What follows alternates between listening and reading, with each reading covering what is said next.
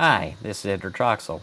In today's tutorial, we're going to look at the velocity envelope again and see how we can unfreeze. Vegas has an option to freeze, but it doesn't have an option to unfreeze. So we're going to assume that an unfreeze will take it from a velocity of 0 back to a velocity of 100. So let's see how we can do that with the script. But first, let's look at the project itself to see what we need to be dealing with. In this particular case, I have two events on the timeline. The first event we're going to leave alone and have nothing on it. The second event, I'm going to come in here, I'm going to right click and we choose Insert Remove Envelope and we choose Freeze Frame at Cursor. Notice it has automatically added a velocity envelope and the velocity has gone from 100 down to 0 right here on this frame. So the second keyframe will be at 0. So if we were to add a new keyframe here, you see it would be at 0%. And you can see the two keyframes there. First of all, we pulled this routine in from our previous script. This is our add velocity point. It will just get the velocity at this location. If this was null, then it will add a new envelope point at that speed at that location. Otherwise, it will change the existing point to that speed.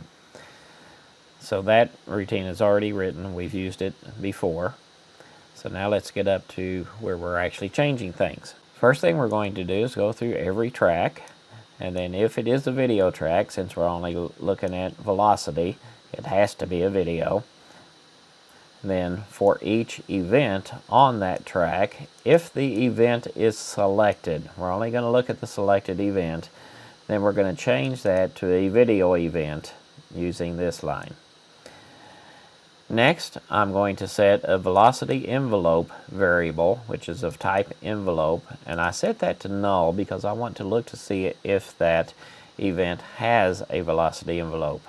So we go for each envelope in that video event.envelopes.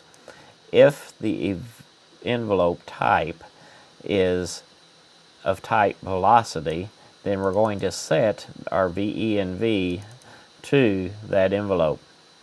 However, if our velocity envelope variable is still null, then what I'm going to do is I'm going to go through and actually create a new velocity envelope, and then we're going to add that velocity envelope to that event.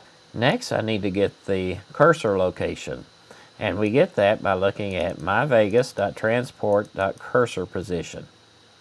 So if the cursor location is greater than or equal to the start of the event and the cursor location is less than the end of the event, then I know that my cursor is inside the selected event and I can actually add the points. So I need to get the new point, and the new point location is going to be the cursor location minus the event start. So we have to subtract the start because the time code we're going to be using is relative to the start of the event. And if the event does not start at the beginning of the timeline, then we have to calculate the offset. So the next thing I'm going to do is add a velocity point to this envelope at that point location with a value of 0 because we're going from a freeze frame. Then I need to set a second point. The second point cannot be in the same location as the first point. About the smallest distance I can go is 1 millisecond. That's actually less than 1 frame. But I can create a new point there. So we have a new point is our previous new point plus timecode dot from milliseconds 1.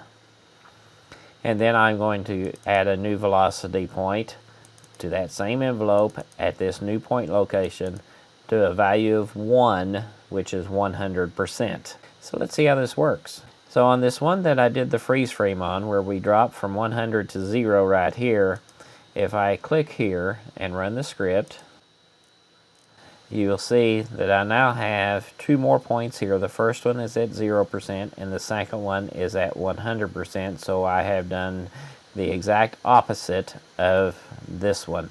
This one went from 100 to 0. This one goes from 0 to 100 in 1 millisecond. If we come back here and look at this other event, if I run the script on it, it's going to go ahead and work, but this first point is at 100%. It's going to gradually go down to 0% and then back to 100%. So it could be that we don't want to actually add a new envelope if the envelope did not exist. Maybe just pop a message on the screen. So this little routine will let us unfreeze an event on the timeline if we use the freeze frame.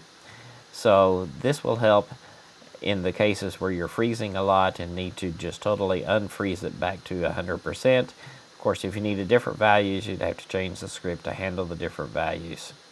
Hope you find this tutorial useful, and let me know what you'd like to see us for future tutorials. Subscribe and leave some comments, and hope to see you next time. Please sign up at www.jettv.com and subscribe on YouTube to get further notifications on when new videos are presented.